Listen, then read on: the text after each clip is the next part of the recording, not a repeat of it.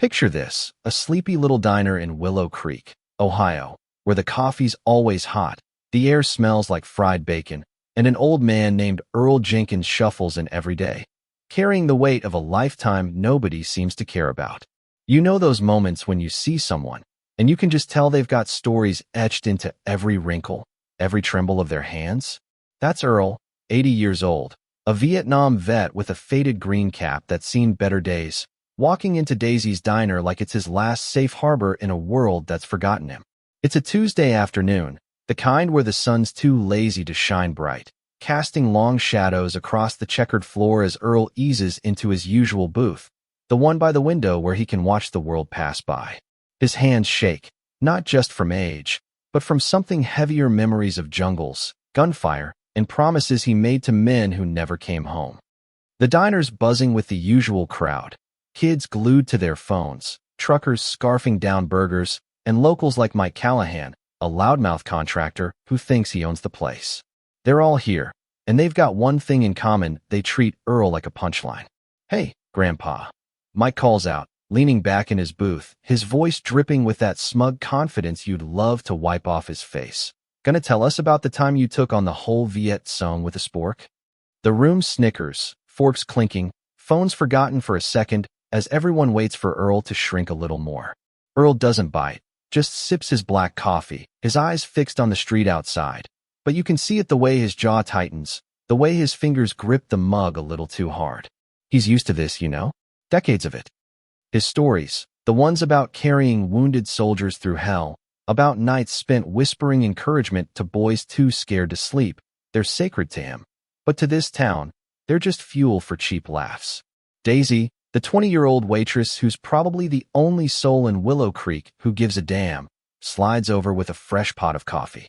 "More, Mr. Jenkins?" she asks, her voice soft, like she's trying to shield him from the room's cruelty. Earl nods, manages a small smile.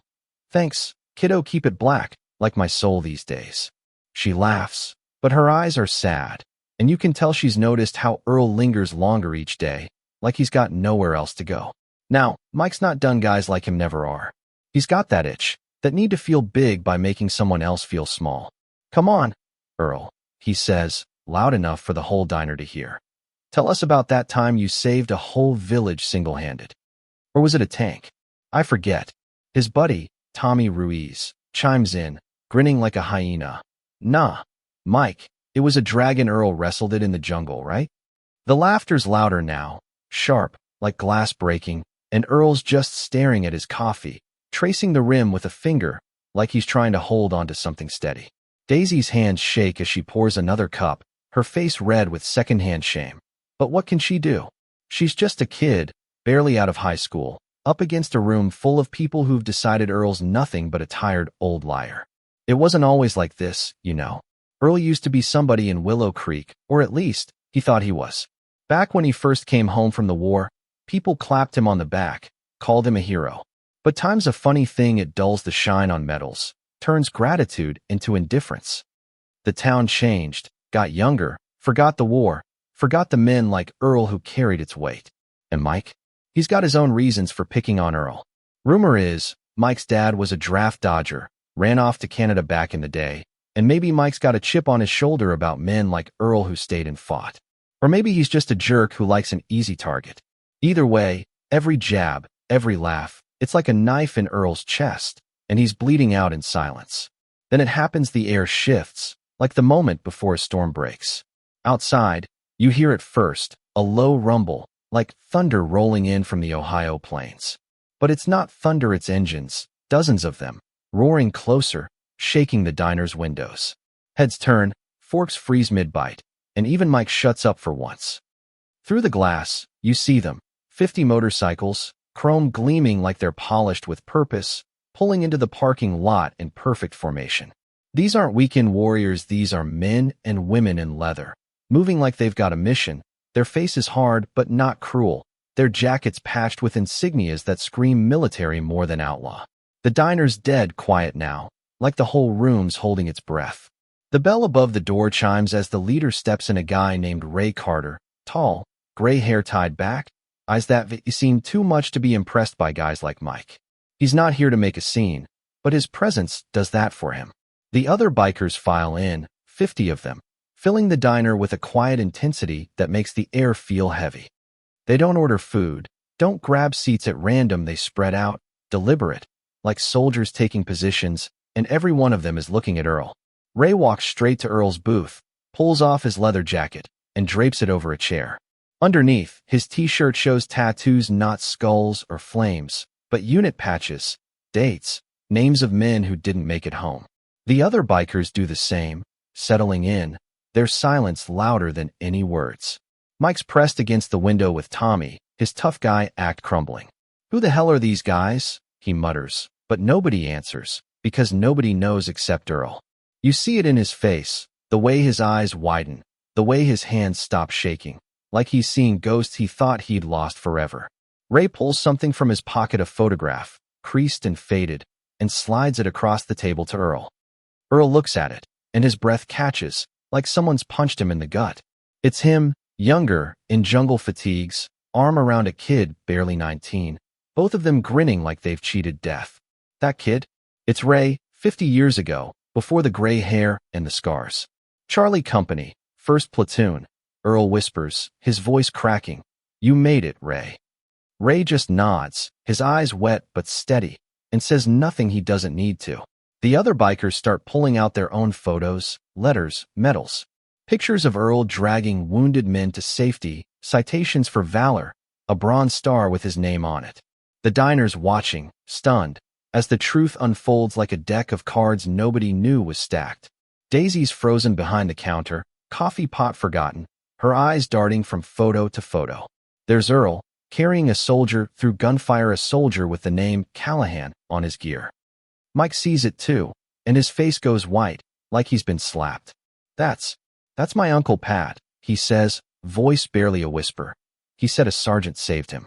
Said he owed his life to a guy named Jenkins." The room's spinning now, the laughter gone, replaced by a heavy kind of quiet, the kind that makes you rethink everything you thought you knew. Ray finally speaks, his voice low, steady, like he's addressing a platoon. "We've been looking for Sergeant Jenkins for 25 years, he says, "formed our club to honor the men who got us through hell. Earl's name is on our charter, his picture's in our clubhouse. He's the reason 47 of us came home." The bikers nod, some wiping their eyes, others staring at Earl like he's a saint they thought was dead. A woman named Carla, her leather jacket patched with a silver star, pulls out a letter. "You wrote this to my mom," she says, "promised her you'd get me home. You did." Another guy, face scarred like a road map, adds, "You carried me 3 miles when I took shrapnel. Never asked for a damn thing." The diner's a different place now, no more snickers, no more smirks. Mike's standing, legs shaky, holding that photo of his uncle like it's a lifeline. He walks to Earl's booth, looking like a man who's just realized he's been spitting on a hero. "Mr. Jenkins," he starts, voice breaking, "my Uncle Pat. He talked about you all the time. Said you were the reason he got to see me born. I didn't know." Earl looks up, and there's no anger in his eyes, just that same quiet compassion he's carried all these years. "Pat was a hell of a soldier," he says softly. "Always said his nephew Mike was going to be a good man someday." Those words hit Mike like a freight train, and he's fighting tears, mumbling, "I'm sorry, I'm so damn sorry." But Earl just pats his arm, says, "You know now, son, that's enough." The bikers aren't done. Ray stands, looks around the diner, and says, "Every year, we ride to honor the ones who didn't make it. We visit their families, tell their stories. But we've never had our sergeant with us." He turns to Earl, voice softer now. "Will you ride with us, Sergeant? There's people waiting to meet the man who held their boys when they died." Earl stands, slow but sure, like he's remembering who he used to be. The bikers rise with him, a wall of leather and loyalty. And for the first time in years, Earl's shoulders are square, his eyes clear. "I'd be honored," he says. "Got some stories I've been carrying too long." They walk out together, 50 bikers forming a guard around Earl, like he's a general, not a forgotten old man. Daisy's crying behind the counter, smiling through it, because she's seen something real, something that changes you. Outside, Ray hands Earl a helmet and a jacket with their club's patches, names of the fallen, dates of battles, a life of service stitched into leather. The bikes roar to life, a symphony of power, and Earl climbs onto Ray's Harley, his hands steady, muscle memory kicking in like he's 25 again. Through the diner's windows, Mike watches, face pressed to the glass, seeing the man he mocked ride off with a brotherhood that knows his worth. The convoy rolls out, chrome flashing under the Ohio sun, heading toward a horizon full of purpose. Earl's not alone anymore. He's got his brothers, his mission, his stories finally heard. Back in the diner, the air's different now, heavier with lessons learned. Mike sits in Earl's old booth, staring at that photo of his uncle, wondering how he got it so wrong. The town's waking up, remembering stories their parents told about a sergeant named Jenkins, a man who carried their kin through hell and never asked for glory.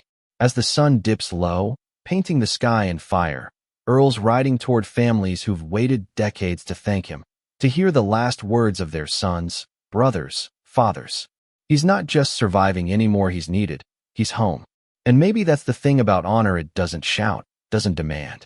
It just serves, quiet and steady, until the world catches up. So, what do you think? Is it ever too late to make things right? Have you seen someone like Earl in your town?